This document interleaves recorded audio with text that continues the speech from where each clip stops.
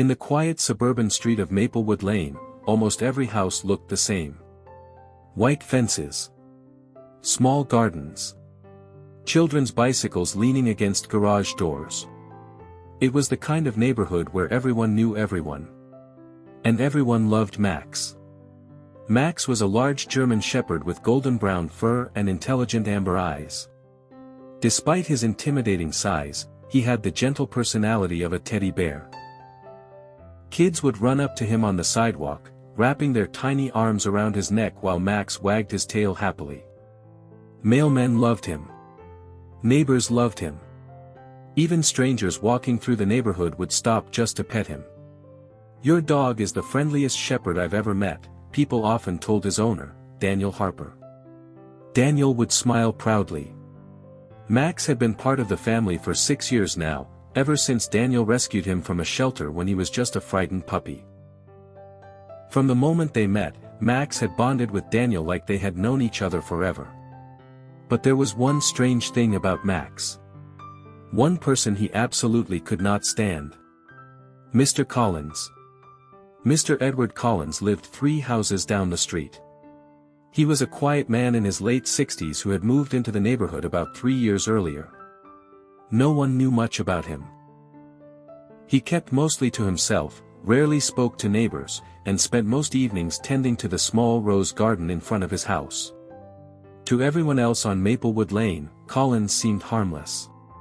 But to Max, Collins was the enemy. The first time it happened, Daniel thought it was a coincidence. Daniel had been walking Max down the street one sunny afternoon when Collins stepped out of his front gate. The moment Max saw him, everything changed. Max froze. His ears stood straight up. Then suddenly, he started barking. Loud. Furious. Relentless. Daniel had never seen him like that before. "Max. Hey, what's wrong?" Daniel said, pulling the leash gently. But Max kept barking, his deep voice echoing through the quiet street. Collins stopped walking and looked at the dog. He didn't look angry. He didn't even look surprised. He simply stood there, watching. Daniel felt embarrassed. "I'm so sorry," he said quickly. "He never does this." Collins gave a small nod. "It's all right," the older man replied calmly. "Some dogs just don't like certain people." Then he walked away. Max barked until Collins disappeared around the corner. Daniel expected the behavior to stop eventually. It didn't. Every single time Max saw Collins, the same thing happened. Barking. Growling. Sometimes Max would even try to stand in front of Daniel like he was protecting him. It didn't make any sense. Max never reacted that way to anyone else. Not the mailman. Not delivery drivers. Not even strangers passing through the neighborhood. Just Collins. Daniel tried to correct the behavior. "Max, stop. Easy. Leave it." Nothing worked. Max's eyes would lock onto Collins like a warning alarm had gone off inside his head. Even weirder, Collins never seemed bothered by it. He never complained. Never shouted. He simply watched the dog quietly before continuing on his way. After a while, the situation became an awkward routine on Maplewood Lane. Whenever Daniel walked Max and they spotted Collins in the distance, Daniel would quickly cross the street to avoid another barking episode. Sometimes the neighbors joked about it. "Guess Max just has good instincts," one neighbor laughed. Daniel laughed too. But deep down, the whole thing made him uncomfortable. Because Max wasn't just barking. He looked afraid. One evening, Daniel was sitting on his porch with his sister Emma while Max lay beside them. Emma scratched Max behind the ears. "He's such a sweetheart," she said. Max rolled onto his back happily. Then suddenly, his body stiffened. Daniel looked up. Across the street, Collins was slowly walking home carrying a small grocery bag. Max stood up immediately. A low growl rumbled in his chest. "Not again," Daniel sighed. Within seconds, the barking started. Loud. Sharp. Urgent. Emma frowned. "That's strange." "What?" "I've never seen a dog react like that without a reason." Daniel shrugged. "Maybe he just doesn't like the guy." Emma watched Collins walk down the street. The old man didn't even look toward them. Still, Emma couldn't shake the uneasy feeling crawling up her spine. Weeks passed. The strange behavior continued. And then something even stranger began happening. Max started reacting to Collins before he even saw him. Sometimes they would be walking down the street when Max would suddenly stop. His ears would lift. His nose would twitch in the air. A few seconds later, Collins would appear around the corner. It was like Max could sense him coming. Daniel tried to ignore it. But the more it happened, the more unsettling it felt. One afternoon, Daniel was fixing his fence in the backyard when Max started barking again. This time, it sounded different. More intense. Daniel walked around to the front yard. Max was standing at the gate, barking furiously. Across the street stood Collins. But this time, something about the scene felt strange. Collins wasn't walking. He wasn't moving at all. He was just standing there, watching the house. Daniel felt a sudden chill. "Can I help you?" Daniel called out. Collins blinked, as if he had just noticed Daniel standing there. "Oh, sorry," he said quietly. "I thought I dropped something earlier."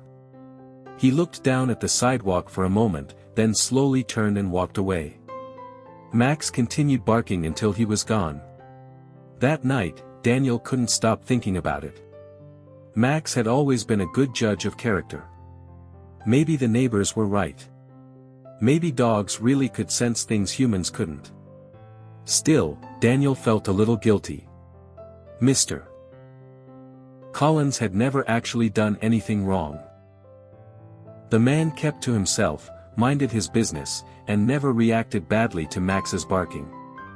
But something about the way Max behaved around him. It felt less like anger. And more like a warning.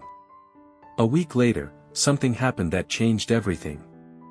Late one evening, Daniel was walking Max when they heard shouting down the street. A small crowd had gathered near Collins' house. Daniel walked closer. "What happened?" he asked a neighbor. The woman looked shaken. "Mr. Collins collapsed," she said. "Paramedics are on their way." Max suddenly pulled forward on the leash. Daniel tried to hold him back. But Max kept whining, his eyes fixed on the man lying on the sidewalk. Then something surprising happened. Instead of barking, Max went silent. He walked slowly toward Collins and gently laid down beside him. And for the first time since the day they met, Max didn't look angry. He looked worried. The ambulance arrived minutes later. As paramedics lifted Collins onto the stretcher, Max let out a long, mournful howl that echoed through the street. Everyone fell silent. Even the paramedics paused. One of them glanced at the dog. "Sometimes," the man said quietly, "dogs know something long before we do." Daniel felt a strange knot form in his stomach. Because in that moment, he realized something terrifying.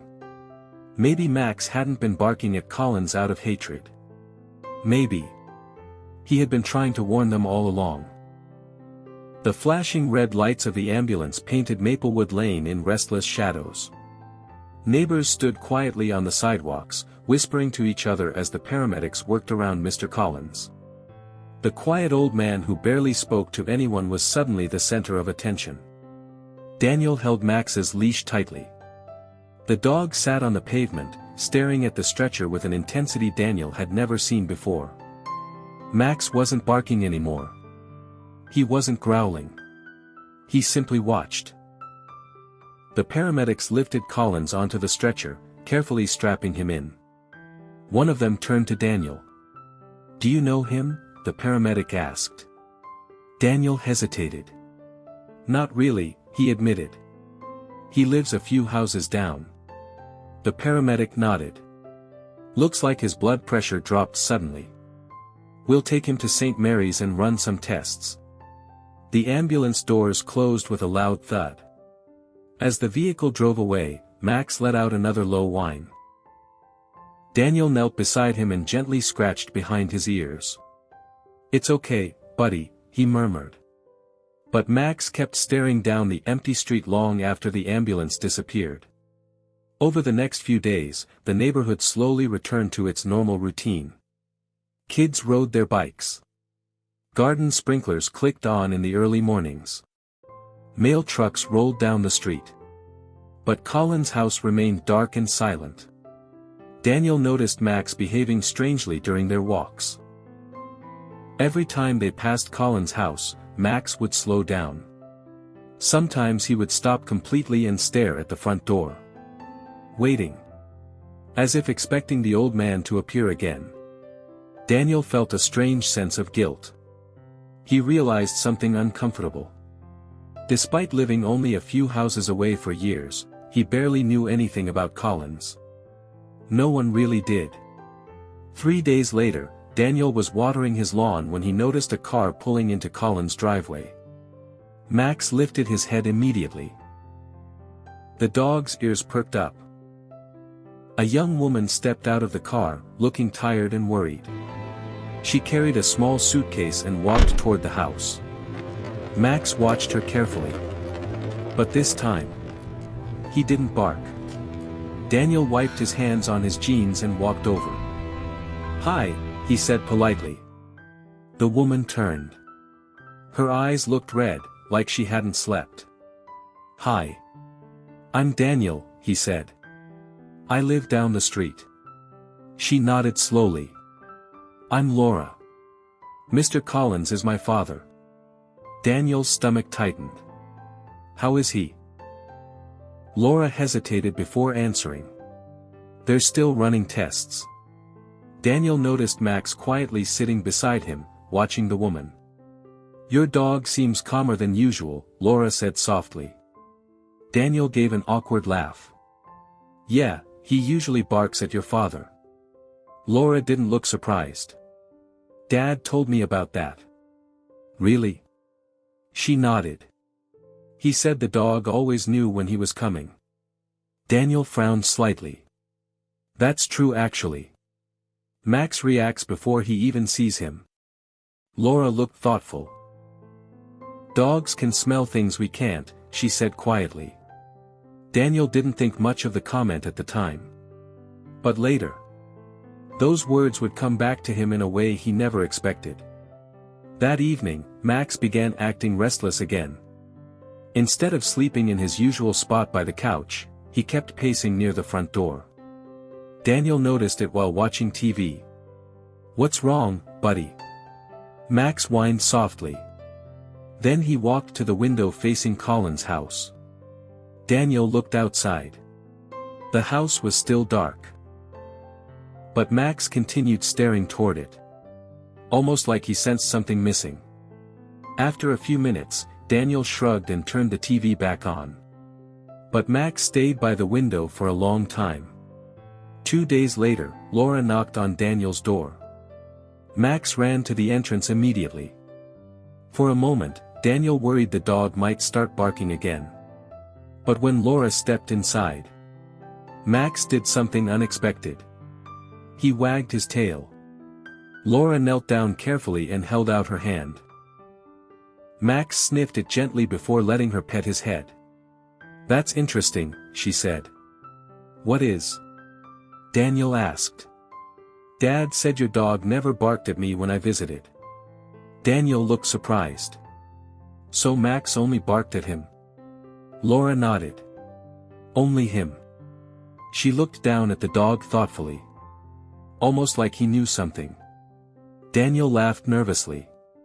"Yeah, people keep saying that." Laura's expression turned serious. My father has been sick for a while. Daniel blinked. Sick. She nodded slowly. Very sick. Daniel felt a heavy silence fill the room. Laura sat down on the couch, her hands folded tightly together. Dad didn't want anyone to know, she explained. He didn't like worrying people. Daniel glanced down at Max, who had quietly laid at Laura's feet. What kind of illness? He asked gently. Laura hesitated. Cancer. The word hung in the air. He was diagnosed 2 years ago, she continued. At first the treatments were working. But recently things got worse. Daniel felt a chill run through him. 2 years. Max had started barking at Collins about 3 years ago. The timeline didn't sit right in Daniel's mind. Laura continued. The doctors said something strange too. What? They asked if we had a dog. Daniel frowned. Why? Laura looked down at Max again. Because some dogs can actually smell cancer. Daniel stared at her. You mean, detect it? Laura nodded. There are studies about it. Certain dogs can smell chemical changes in the body. Daniel slowly looked at Max.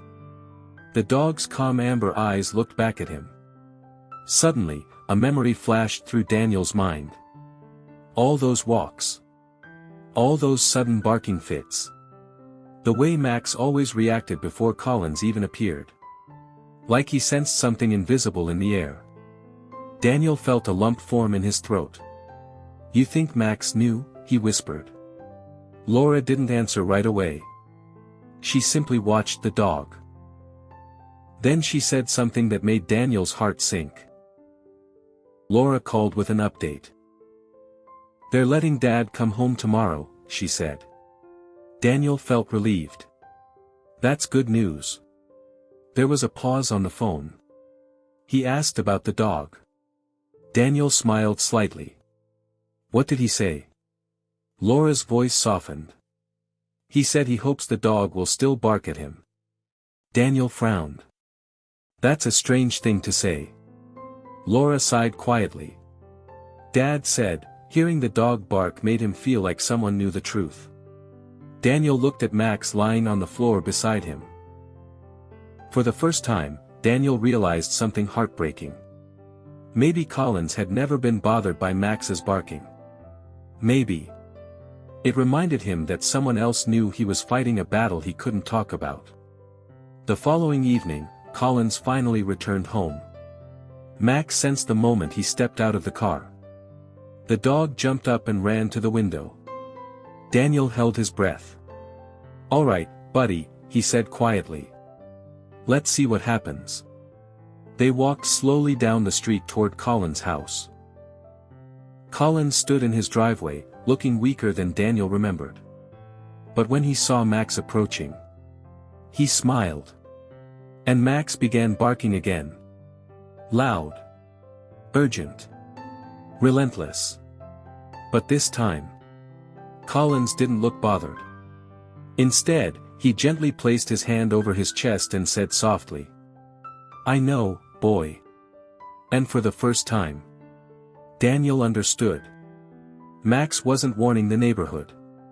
He was warning Collins. Every single day. That evening, Maplewood Lane looked peaceful again. The sun was setting, and Daniel was taking Max for their usual walk. When they passed Mr. Collins' house, the old man stood in his driveway. He looked thinner than before, but he smiled politely. Max reacted the same way he always did. He barked loudly, pulling against the leash while Daniel tried to calm him down. Mr. Collins didn't seem upset.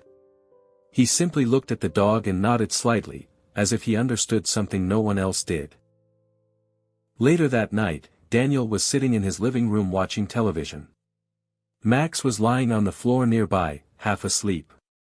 Suddenly, Max jumped up. His ears stood straight.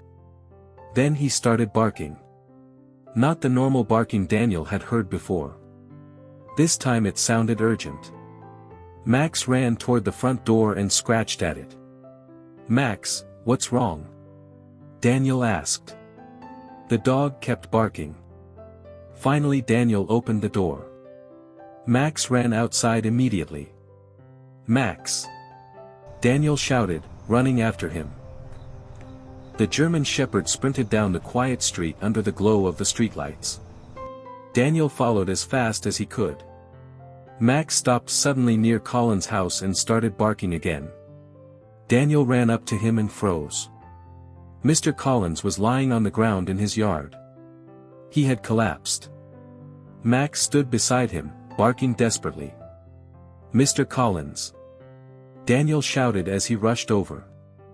The old man was barely conscious. Daniel quickly pulled out his phone and called for an ambulance. While they waited, Max lay down beside Collins, refusing to move. For the first time, Daniel realized something. Max wasn't trying to scare Collins. He had been trying to help him. The ambulance rushed Mr. Collins to the hospital. Daniel stayed in the waiting room with Max by his side. A little later, Laura arrived, looking worried and exhausted. After some time, a doctor finally came out to speak with them. Mr. Collins had collapsed because his illness had worsened. But then the doctor asked an unexpected question. "Do you have a dog?" he asked. Daniel looked surprised. "Yes. Max." The doctor nodded. Some dogs have an incredible ability to detect diseases like cancer. They can smell chemical changes in the human body. Daniel slowly looked down at Max. Suddenly everything made sense. The barking. The growling. The way Max always noticed Collins before anyone else. Max hadn't been angry. He had been sensing the illness. Later that evening, Collins woke up in his hospital room. When Max walked into the room with Daniel, the old man smiled weakly. "Well, hello there, boy," he said softly. Max walked over and gently rested his head beside the bed. This time, he didn't bark at all. A few days later, Mr. Collins was finally able to return home. He looked weaker, but he seemed happy to be back on Maplewood Lane. Daniel visited him that evening with Max. For the first time, Max didn't bark.